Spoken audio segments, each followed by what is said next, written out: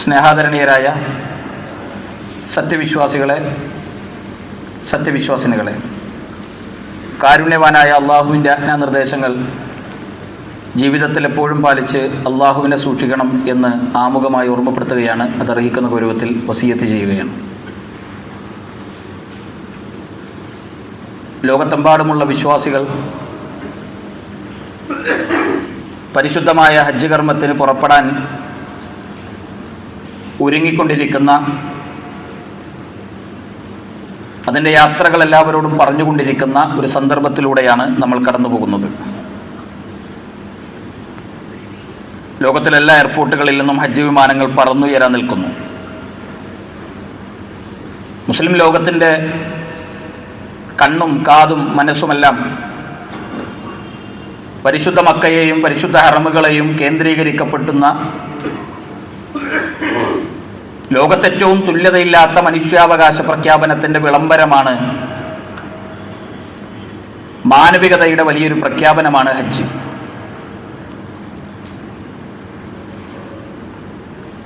ആ മണ്ണിലെത്തുവാനും ആ പരിശുദ്ധ കർമ്മങ്ങളിൽ പങ്കാളികളാവുവാനും ആഗ്രഹമുണ്ടാവുക എന്നത് ഓരോ വിശ്വാസിയുടെയും ബാധ്യതയാണ്. അള്ളാഹു നമുക്കതിന് തൗഫീക്ക് നൽകി അനുഗ്രഹിക്കുമാറാകട്ടെ. ലോകത്ത് നിയോഗിക്കപ്പെട്ട പ്രവാചകന്മാർ, ആ പ്രവാചകന്മാർ സമൂഹത്തിന് നൽകിയ ഏറ്റവും സുപ്രധാനമായ ഒരു ആദർശമാണ് ലാ ഇലാഹ ഇല്ലല്ലാഹ് എന്നത്. ഏകനായ അള്ളാഹുവിനെ മാത്രം വിളിച്ചു പ്രാർത്ഥിക്കുവാനും ജീവിതത്തിന്റെ ഏത് മേഖലകളിലും പ്രയാസങ്ങളിലും പ്രതിസന്ധികളിലൂടെയും കടന്നു പോകുമ്പോഴെല്ലാം ആ റബ്ബിൽ വരമേൽപ്പിക്കുവാനും, എത്ര തന്നെ ജീവിതത്തിൽ പ്രതിസന്ധികൾ ഉണ്ടെങ്കിലും ആ റബ്ബിന്റെ മുന്നിൽ നിന്ന് നമ്മുടെ കൈകൾ ഉയർത്തുന്നത് മാറ്റി നിർത്തപ്പെടുന്ന ഒരു സാഹചര്യം ഉണ്ടാകാതിരിക്കുവാനും ഗൗരവമായ താക്കീതുകളാണ് അമ്പിയാക്കന്മാർ മാനവരാശിക്ക് നൽകിയിട്ടുള്ളത്. ഹജ്ജിന്റെ വലിയ പ്രഖ്യാപനം എന്ന് പറയുന്നത്, പ്രമേയം എന്ന് പറയുന്നത് തൗഹീദാണ്. നമ്മളത് ആലോചിച്ച് നോക്കൂ. ലോകത്തിന്റെ അഷ്ടദിക്കുകളിൽ നിന്ന് ഭരണാധികാരികൾ, രാജാക്കന്മാർ, സമ്പന്നരായവർ, എത്രയോ ഉന്നതമായ സ്ഥാനങ്ങളിൽ ജീവിതം മുന്നോട്ട് കൊണ്ടുപോകുന്നവർ, ഒരേ വസ്ത്രം ധരിക്കുകയും ഒരേ തൽബിയത്ത് ചൊല്ലുകയും ഒരേപോലെ ജീവിതത്തിന്റെ സർവസ്വവും ചിലവഴിക്കുകയും ചെയ്യുന്ന ഹജ്ജ് പോലെ മാനവികതയുടെ വിളംബരം പറയുന്ന മറ്റൊരു ആഘോഷമുണ്ടോ? മറ്റൊരു ആരാധന നമുക്ക് ലോകത്തിന്റെ ചരിത്രത്തിൽ കാണാൻ കഴിയുമോ? ഹജ്ജിന്റെ വലിയ പ്രഖ്യാപനം എന്ന് പറയുന്നത് തൗഹീദാണ്. ലബ്ബൈക് അല്ലാഹുമ്മ ലബ്ബൈക്, ലബ്ബൈക ലാ ശരീക ലക ലബ്ബൈക്, ലബ്ബൈക് അല്ലാഹുമ്മ ലബ്ബൈക്. അല്ലാഹുവേ, നിന്റെ വിളിക്കുത്തരം ചെയ്തുകൊണ്ട് ഞങ്ങൾ ഇതാ നിന്നിലേക്ക് കടന്നു വന്നിരിക്കുന്നു. ആരുടെ വിളിക്കുത്തരം ചെയ്തുകൊണ്ടാണ്? അഖില ലോക സംരക്ഷകനായ അള്ളാഹുവിന്റെ വിളിക്കുത്തരം ചെയ്തുകൊണ്ട്.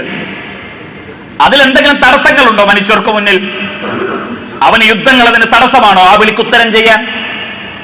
രാജ്യത്തുണ്ടാകുന്ന കലാപങ്ങൾ അതിന് തടസ്സമാണോ അതിനുത്തരം ചെയ്യാൻ?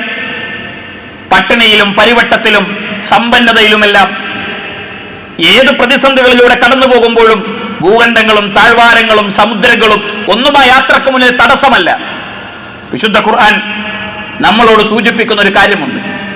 അള്ളാഹുവിന്റെ ഈ വിളിക്കുത്തരം ചെയ്തുകൊണ്ട് മിൻ കുല്ലി ഫജ്ജിൻ അമീഖ്, എല്ലാ വഴികളിലൂടെയും തടസ്സങ്ങളെ മുഴുവൻ തട്ടി നീക്കി മനുഷ്യരെല്ലാവരും ഒരുമിച്ച് കൂടുന്ന തൗഹീദിന്റെ മഹാവിളംബരമാണ് ഹജ്ജ് എന്ന് പറയുന്നത്. ആ മണ്ണിലെത്താനും ലക്ഷക്കണക്കിന് വരുന്ന മനുഷ്യർക്ക് മുന്നിൽ തൽബിയത്ത് ചൊല്ലി അതിൽ പങ്കാളികളാകുവാനും ആഗ്രഹിക്കാത്ത മനുഷ്യർ നിർഭാഗ്യവാന്മാരാണ്. നമുക്ക് ആഗ്രഹമുണ്ടാകണം, തേട്ടമുണ്ടാകണം. ഒരിക്കലും സാഹചര്യങ്ങളുള്ളവർക്ക് ഒരിക്കലും തടസ്സമുണ്ടാകാൻ പാടില്ല എന്നതാണ് വിശുദ്ധ ഖുർആൻ ഹജ്ജുമായി മുന്നോട്ട് വെക്കുന്ന ആശയവും ആദർശവും എന്ന് പറയുന്നത്.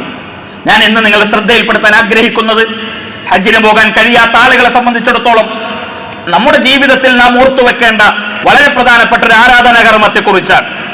ഒരു മുസ്ലിം അവന് ഹജ്ജിന് പോകാൻ സാധിക്കാത്ത ഒരു സാഹചര്യമുണ്ടെങ്കിൽ ഉളഹിയത്ത്, ബലികർമ്മം എന്ന് പറയുന്നത് അവന്റെ ജീവിതത്തിൽ വളരെ സുപ്രധാനമായ ഒരു ആരാധനയാണ്.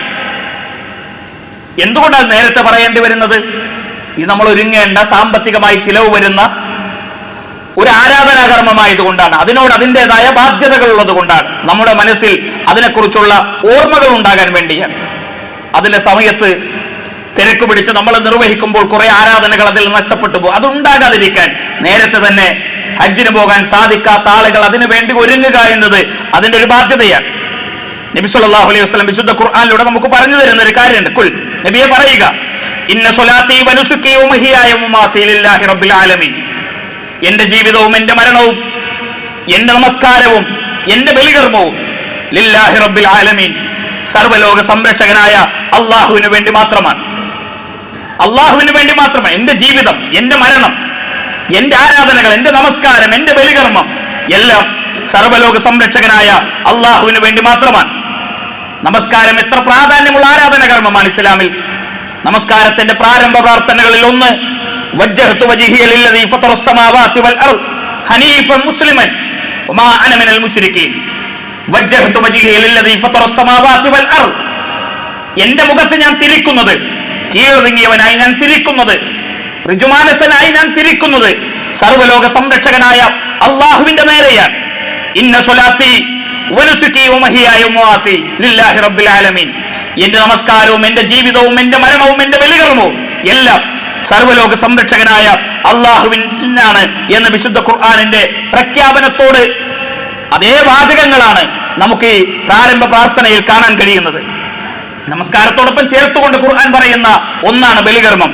ഫസല്ലി ലിറബ്ബിക വൻഹർ, നീ നിന്റെ റബ്ബിന് വേണ്ടി നമസ്കരിക്കുക, വൻഹർ ബലികർമ്മം നിർവഹിക്കുക എന്ന് ഖുർആൻ അതിനോടുകൂടി ചേർത്ത് പറയുന്നുണ്ട്. ഒരു മുസ്ലിം അള്ളാഹുവിന് വേണ്ടിയാണ് ബലികർമ്മം നിർവഹിക്കേണ്ടത്.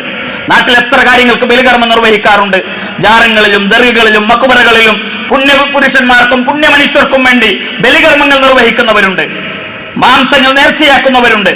ആടിനെയും മൃഗങ്ങളെയും നേർച്ചയാക്കുന്ന മുസ്ലിങ്ങളുണ്ട്. എന്നാൽ ഒരു വിശ്വാസിയുടെ ബലികർമ്മം എന്ന് പറയുന്നത് ലില്ലാഹി റബ്ബിൽ ആലമീൻ, സർവ്വലോക സംരക്ഷകനായ അള്ളാഹുവിന് വേണ്ടി മാത്രമായിരിക്കണം. എന്തുകൊണ്ടാണ്? അള്ളാഹു അത് ഒരു ബിസ്മില്ല എന്ന് പറഞ്ഞുകൊണ്ടാണ് അറുക്കുന്നത് പലരും. എന്നാൽ ബിസ്മില്ല എന്ന് പറഞ്ഞുകൊണ്ടാണെങ്കിൽ പോലും അള്ളാഹുവിന് വേണ്ടിയല്ലെങ്കിൽ അതൊരു വിശ്വാസിയുടെ ജീവിതത്തിൽ ഉണ്ടാകാൻ പാടില്ലാത്ത ഗൗരവകരമായ കുറ്റമാണ്. റസൂലുള്ളാഹി സ്വല്ലല്ലാഹു അലൈഹി വസല്ലമ വിശുദ്ധ ഖുർആൻ 5-ാം അധ്യായം സൂറത്ത് മാഇദയിലെ 3-ാമത്തെ വചനം, ഹുരിമത്ത് അലൈക്കുമുൽ മൈത്തത വദ്ദമ വലഹ്മുൽ ഖിൻസീർ, 3 കാര്യങ്ങൾ അതോടൊപ്പം തന്നെ ഒന്നുകൂടി ചേർക്കുന്നു. വമാ ഉഹില്ല ലിഗൈരില്ലാഹി ബിഹി, 4 കാര്യങ്ങൾ അല്ലാഹു നിങ്ങൾക്ക് നിഷിദ്ധമാക്കിയിരിക്കുന്നു. ഒന്ന്, ഹുരിമത്ത് അലൈക്കുമുൽ മൈത്ത, ശവം മനുഷ്യർക്ക് നിഷിദ്ധമാക്കിയിരിക്കുന്നു. വദ്ദം, രക്തം വിശ്വാസികൾക്ക് നിഷിദ്ധമാക്കിയിരിക്കുന്നു. വലഹ്മുൽ ഖിൻസീർ, പന്നി മാംസം കഴിക്കുന്നത് മനുഷ്യർക്ക് വിശ്വാസികൾക്ക് നിഷിദ്ധമാക്കിയിരിക്കുന്നു. ഈ 3 കാര്യങ്ങളോടൊപ്പം ചേർത്ത് 4-ാമത്തത് ഖുർആൻ പറയുന്നത് അള്ളാഹു അല്ലാത്തവർക്ക് വേണ്ടി നേർച്ചയാക്കിയ ബലിമൃഗങ്ങളുടെ മാംസവും നിങ്ങൾക്ക് അള്ളാഹു നിഷിദ്ധമാക്കിയിരിക്കുന്നു. ഏത് കാര്യങ്ങളോട് ചേർത്തുകൊണ്ടാണ് ഖുർആൻ അള്ളാഹു അല്ലാത്തവർക്ക് വേണ്ടി ബലികർമ്മം നിർവഹിക്കുന്നതിനെ ചേർത്ത് പറയുന്നത്? അത് ശവം തിന്നുന്നതിനോടൊപ്പം, രക്തം കുടിക്കുന്നതിനോടൊപ്പം, പന്നി മാംസം ഭക്ഷിക്കുന്നതിനോടൊപ്പം ഖുർആൻ 4-ാമതായി ചേർത്ത് പറയുന്നത് അള്ളാഹു അല്ലാത്തവർക്ക് വേണ്ടി നേർച്ചയാക്കിയ ബലിമൃഗങ്ങളുടെ മാംസത്തെ ഭക്ഷിക്കുന്നതാണ്. അത് ജാഹിലിയ കാലഘട്ടത്തിലെ മക്കയിലെ മുശ്രിക്കുകളുടെ സ്വഭാവമാണ് എന്നും വിശുദ്ധ ഖുർആൻ നമ്മളോട് എടുത്തു പറയുന്നുണ്ട്.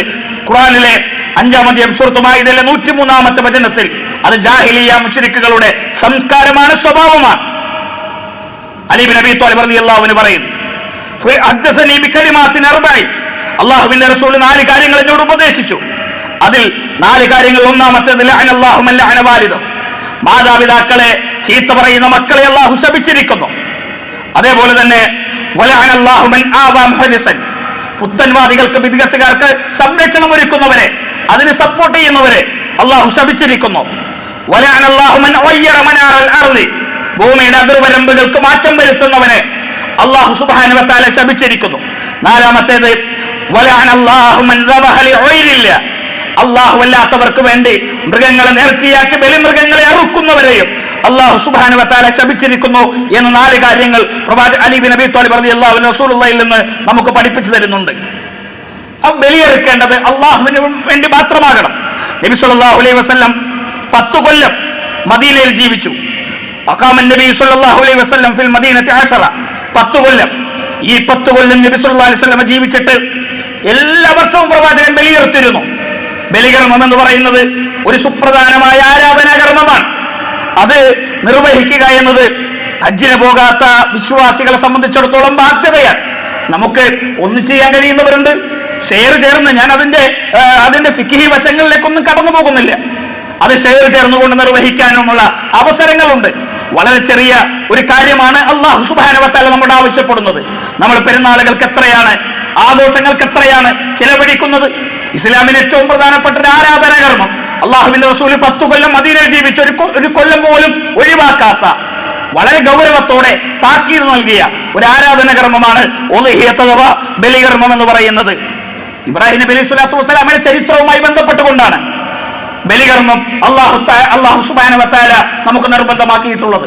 ഇബ്രാഹിം നബിയുടെ പ്രത്യേകത നമുക്കറിയാം. കുഞ്ഞിക്കാലിലാണ് എത്ര കാത്തിരുന്നു.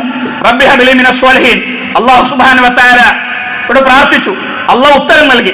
ഇസ്മായിൽ എന്ന് പറയുന്ന ഒരു കുഞ്ഞുമോൻ ജനിക്കുന്നു. ആ കുട്ടിയെയും ഉമ്മയെയും കഅബയുടെ സമീപത്ത് കൊണ്ടുപോയി ഒഴിവാക്കി തിരിച്ചു പോരുന്നു. പടച്ചറബ് പരീക്ഷണത്തിൽ ഇബ്രാഹിം നബിയെയും കുടുംബത്തെയും വിജയിപ്പിക്കുന്നു. അതിനുശേഷം ഇബ്രാഹിം നബി അലൈഹി സ്വലാത്തു വസ്സലാം സ്വപ്ന ദർശനം ഉണ്ടാകും, മകനെ ബലിയെറുക്കാൻ. ഇബ്രാഹിം നബി തന്റെ മകനോട് അത് പറയുന്ന ഒരു രംഗമുണ്ട്. നമ്മളൊന്ന് ആലോചിച്ച് നോക്കൂ. സ്വപ്നത്തിൽ കാത്തിരുന്ന് കിട്ടിയ മകനെ ബലിയെറുക്കാൻ ഒരു നിർദ്ദേശം വരുന്നു. ആരാണത് അംഗീകരിക്കുക? ആർക്കാണ് മാനസികമായിട്ട് അതിനോട് ചേർന്ന് നിൽക്കാൻ കഴിയുക? ഇബ്രാഹിം നബി അലൈഹി സ്വലാത്തു വസ്സലാം മകനോട് ഇസ്മായിൽ നബിയെ വിളിച്ചുകൊണ്ട് അദ്ദേഹം പറയുന്ന ഒരു കാര്യമുണ്ട്. ഇന്നി അറാഫിൽ മനാം അന്നി അദ്ബഹുക്, എനിക്ക് നിന്നെ ബലിയെറുക്കാൻ ഒരു നിർദ്ദേശം ഉണ്ടായിരിക്കുന്നു. ഇസ്മായിൽ നബിയുടെ മറുപടി ഖുർആൻ പറയുന്നുണ്ട്, ഉപ്പാന്റെ ഇഷ്ടമുള്ള ചെയ്തോളൂ, പക്ഷെ ഇമ്മാതിരി കാര്യമൊന്നും എന്നോട് പറയണ്ട എന്നതല്ല. ആ കുടുംബം മുഴുവൻ, ഇബ്രാഹിം നബിയും അദ്ദേഹത്തിന്റെ കുടുംബം മുഴുവൻ വിശ്വാസികൾക്ക് മാതൃകയാണ്. ഹാജറ ബീവി, ഇസ്മായിൽ നബി അലൈഹി സ്വലാത്തു വസ്സലാം എന്ന പൊന്നുമോൻ, ഇബ്രാഹിം നബി എന്ന കുടുംബനാഥൻ, വിശ്വാസികൾക്ക് എത്ര സുന്ദരമായിട്ടാണ് ലോകത്ത് മാതൃകയായി ജ്വലിച്ചു നിൽക്കുന്നത്. ഇസ്മായിൽ നബി അലൈഹി സ്വലാത്തു വസ്സലാമയുടെ മറുപടി, ഉപ്പ പടച്ചോൻ പറഞ്ഞാലേ ഉപ്പാക്ക് ഇഷ്ടമുള്ള ചെയ്തോളി. അള്ളാഹ് പറഞ്ഞാണോ? നമ്മളോട് മക്കളെ ബലിയെറുക്കാനല്ല, ഒരു മൃഗത്തെ ബലിയെറുക്കാൻ. ഒറ്റക്കെറുക്കാം, ഷെയർ ചേർന്നെറുക്കാം. അപ്പൊ അതൊരു ആരാധനാകർമ്മമാണ്. അത് നമ്മുടെ ബാധ്യതയാണ്. നമ്മൾ ഒരുങ്ങണം, നേരത്തെ നമ്മൾ ഒരുങ്ങണം. കാരണം നമ്മൾ അവസാനത്തേക്ക് ഇങ്ങനെ വെച്ച നല്ല മൃഗങ്ങളെ കിട്ടില്ല. റസൂലുള്ളാഹി പറഞ്ഞ 4 കാര്യങ്ങളുണ്ട്. നല്ലതല്ലാത്ത മൃഗത്തെ നിങ്ങൾ ബലിയെറുക്കാൻ പാടില്ല. മാംസമില്ലാത്ത മെലിഞ്ഞൊട്ടിയ മൃഗങ്ങളെ നിങ്ങൾ ഒരു ചടങ്ങിലിരിക്കാൻ പാടില്ല. മുടന്തുള്ളതും അതേപോലെ തന്നെ അംഗവൈകല്യങ്ങളുമുള്ള മൃഗങ്ങളെ നിങ്ങൾ ബലിയെറുക്കാൻ പാടില്ല. എത്ര ഗൗരവത്തിലാണ് റസൂലുള്ളാഹി സ്വല്ലല്ലാഹി അലൈഹി വസല്ലം ഇതെല്ലാം നമുക്ക് പറഞ്ഞു തരുന്നത്. അപ്പൊ നേരത്തെ ഒരുങ്ങണം. മഹല്ല് കമ്മിറ്റികൾ, പള്ളി കമ്മിറ്റികൾ, ഉത്തരവാദിത്തപ്പെട്ടവർ അതിന് ആലോചനകൾ ചെയ്യണം. അതിന് ആളുകൾ ഒരുമിച്ച് കൂട്ടണം. ആ ആരാധനകൾ ഭംഗിയായി നിർവഹിക്കാനുള്ള അവസരങ്ങൾ ഒരുക്കി കൊടുക്കാൻ എല്ലാവർക്കും സാധിക്കണം. അള്ളാഹു അത്തരത്തിലുള്ള വിശ്വാസികളെ നമ്മൾ ഉൾപ്പെടുത്തി അനുഗ്രഹിക്കുമാറാകട്ടെ.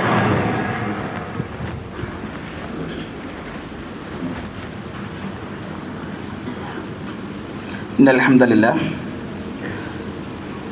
والعاقبة للمتقين ولا عدوان إلا على الظالمين ونصلي ونسلم على أشرف الأنبياء والمرسلين وعلى آله وصحابه الفائزين برضا الله أما بعد. സ്നേഹാദരണീയരായ സത്യവിശ്വാസികളെ, കാരുണ്യവാനായ അള്ളാഹുവിൻ്റെ നിർദ്ദേശങ്ങൾ ജീവിതത്തിൽ എപ്പോഴും പാലിച്ച് അള്ളാഹുവിനെ സൂക്ഷിക്കണമെന്ന് രണ്ടാമതായും അതർഹിക്കുന്ന ഗൗരവത്തിൽ ഓർമ്മപ്പെടുത്തുകയാണ്, വസിയത്ത് ചെയ്യുകയാണ്. ബലികർമ്മം നിർവഹിക്കുമ്പോൾ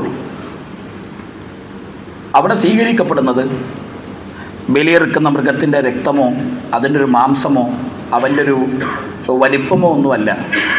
മറിച്ച് നബി സല്ലല്ലാഹു അലൈഹി വസല്ലമ വിശുദ്ധ ഖുർആനിലൂടെ നമുക്ക് പറഞ്ഞു തരുന്നുണ്ട്, ല യനാലല്ലാഹു ലഹ്മുഹാ വലാ ദിമാഉഹാ, ബലിമൃഗങ്ങളുടെ മാംസവും രക്തവും ഒന്നും അള്ളാഹുവിന് ആവശ്യമില്ല. മറിച്ച് അള്ളാഹു സുബ്ഹാനഹു വ തആലയിലേക്ക് എത്തുന്നത് തഖ്വ മിൻകും, അത് അറുക്കുന്നവൻ്റെ മനസ്സിൻ്റെ വിശുദ്ധിയാണ്. അവൻ്റെ ജീവിതത്തിൻ്റെ വിശുദ്ധിയും സൂക്ഷ്മതയുമാണ് അള്ളാഹു സുബ്ഹാനഹു വ തആല സ്വീകരിക്കുന്നത് എന്നാണ് വിശുദ്ധ ഖുർആൻ നമ്മളോട് പറഞ്ഞു തരുന്നത്, പഠിപ്പിക്കുന്നത്. അതുകൊണ്ട് ആരാധനകൾ നിർവഹിക്കുമ്പോഴെല്ലാം സ്വീകരിക്കപ്പെടുന്നത് ഈ പൊതു മാനദണ്ഡമാണ്. നമ്മുടെ മനസ്സിൻ്റെ വിശുദ്ധിയും തഖ്വയുമാണ് അള്ളാഹു സുബ്ഹാനഹു വ തആല സ്വീകരിക്കുന്നത്. സമ്പത്തിൻ്റെ പവറും ജോലിയുടെ അധികാരങ്ങളുടെ വലിപ്പവും ഒന്നും അള്ളാഹു സുബ്ഹാനഹു വ തആല പരിഗണിക്കില്ല. മറിച്ച് ഇന്ന അക്രമക്കും ഇൻദല്ലാഹി അത്ഖാക്കും, ഏറ്റവും ഉത്തമൻ തഖ്വയോടുകൂടി വിശുദ്ധിയോടുകൂടി ജീവിക്കുന്നവരാണ് എന്ന് നബി സല്ലല്ലാഹു അലൈഹി വസല്ലമ നമ്മൾ ഓർമ്മപ്പെടുത്തുന്നത്. ഇതെല്ലാം ബേസ് ചെയ്ത് പരിഗണിച്ചുകൊണ്ടായിരിക്കണം നമ്മുടെ ആരാധനകൾ, നമ്മുടെ പ്രാർത്ഥനകൾ, തേട്ടങ്ങൾ ഒക്കെ നിർവഹിക്കേണ്ടത്. നല്ല ശക്തമായ ചൂടുള്ള സമയമാണിപ്പോൾ. വളരെ ശ്രദ്ധിക്കേണ്ട, ജാഗ്രത പാലിക്കേണ്ട ഒരു സമയവും കൂടിയാണ്. രോഗങ്ങളും പ്രയാസങ്ങളും ഒക്കെ വല്ലാതെ നമ്മുടെ നാട്ടിലൊക്കെ പടർന്നു പിടിക്കുന്നുണ്ട്.